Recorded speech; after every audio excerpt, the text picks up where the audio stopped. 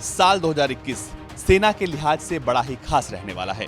इस साल सेना को ऐसे कई हथियार मिलने वाले हैं जो उसे सामरिक और सुरक्षा के दृष्टिकोण से सेना को मजबूत करेंगे। वहीं मौजूदा वक्त में एलओसी और एलएसी पर भी तनावपूर्ण स्थिति बनी हुई है। ऐसी स्थिति से निपटने के लिए पूरी तरह से तीनों सेनाओं के लिए आधुनिक हथियारों का प्रबंध लगातार सरकार कर रही है। आज आपको भारत तक बताएगा कि वो कौन से हथियार हैं जो इस साल सेना को मिल सकते हैं और इनके सेना में शामिल होते ही दुश्मन मैदान छोड़कर भागने पर मजबूर हो जाएगा। MH-60R। साल 2019 में जब अमेरिकी राष्ट्रपति भारत यात्रा पर आए थे तब दोनों देशों के बीच $2.6 बिलियन का समझौता हुआ था। इस समझौते के तहत अमेरिका भारत को 24 MH-60R सीहॉक हेलीकॉप्टर देगा। इन हेलीकॉप्टरों में से पहली खेप इस साल नौसेना को मिल जाएगी।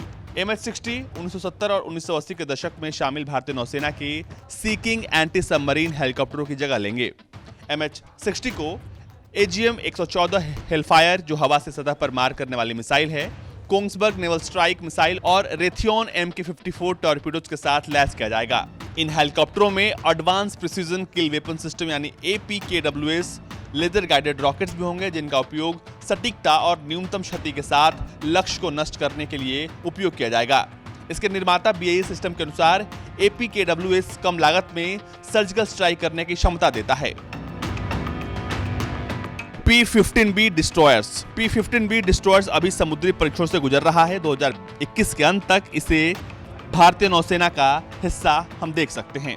इसके अलावा 3 और stealth guided missile destroyers INS मोरमुगुओ, INS Imphal और INS पोरबंदर नौसेना में शामिल होंगी जो प्रोजेक्ट 15B के तहत मजगांव डॉक शिप बिल्डर्स द्वारा बनाई जा रही है।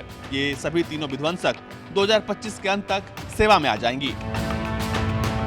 INS अरिघात। INS अरिघात भारत की दूसरी बैलिस्टिक मिसाइल सबमरीन है।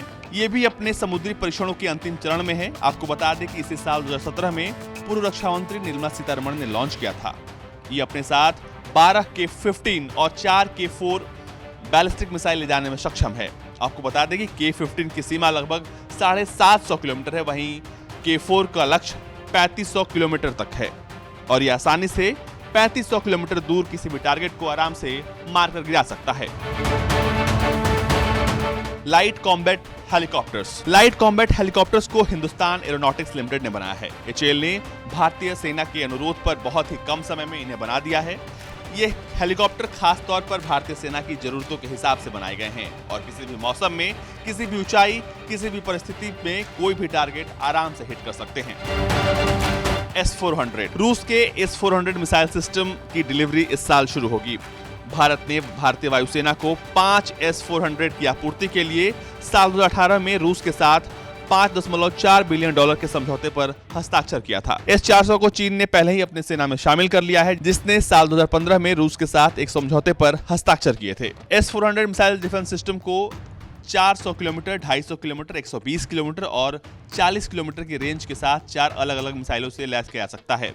ये अपनी लंबी दूरी के रडार का उपयोग करके लगभग 600 किलोमीटर की दूरी तक दुश्मन के ठिकानों को ट्रैक करके उन्हें खत्म कर सकता है।